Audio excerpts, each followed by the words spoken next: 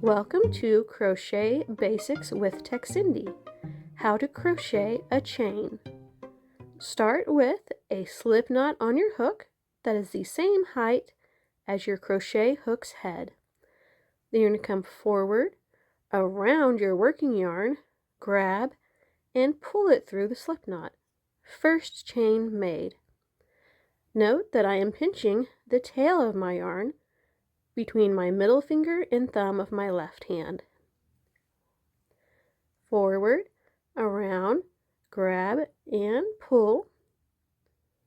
Forward, around, grab and pull. Note that each time I'm doing this, I'm making sure that the loop I'm going to work through is the same height as my crochet hook's head.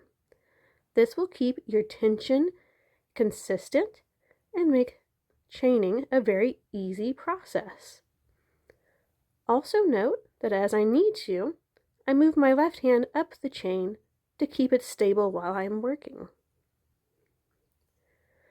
Another thing I am doing is I am twisting my crochet hook with my right hand as I come around, so that way the head of the hook grabs the yarn easily. Now we can see there are 1, 2, 3, 4, 5, and 6 chains made.